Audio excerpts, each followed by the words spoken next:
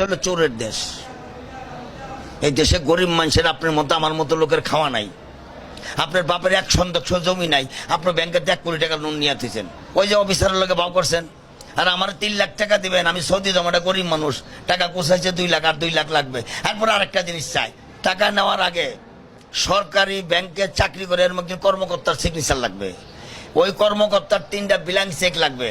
মানে যেটা বললাম, ওদের বাপ মার ফয়তার কাপড় সহ চায় ওরা।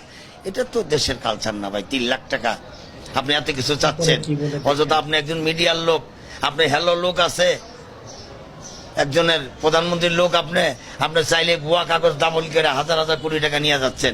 আর আমার 3 লাখ টাকা দিবেন, পৃথিবীর সব কাগজ আপনার দেখাইতে হবে। টাকা নেওয়ার আগে 12,000 নিয়ে যাচ্ছেন। আপনি সরজমিনে যেতে চান, আমার লোকে চলেন, আমি নিয়ে যাই আপনার প্রবাসী কল্যাণ ব্যাংকে। 3 লাখ টাকা আনতে যা চাইবো, আপনি ওখান থেকে নিজের গালে নিজে জুতা দিয়ে বেরিয়ে আসবেন। বলে আর জীবনের টাকার লেগে এখানে আসবো না, ভিক্ষা করবো মানুষের কাছে। এটা সেই বাংলাদেশ। পাই নাই না, শুধু ও যা চায় হই নাই তো আমি স্টপ করছি। চাবো কি? চাওয়ার আগেই তো নিয়ে যাচ্ছে 12,000। এই ফরম, ওই ফরম, এই ফরম, ওই ফরম।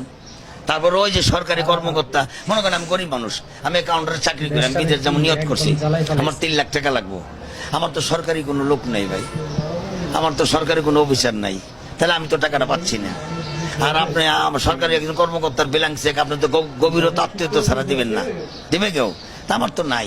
তাহলে শুধু শুধু মানুষকে হয়রানি করা, এই প্রবাসী কল্যাণ ব্যাংক দিয়া মানুষকে ধোকা দেওয়া না, এর সাথে চিটারি করে বলা, এই সমস্ত দুর্নীতি বন্ধ।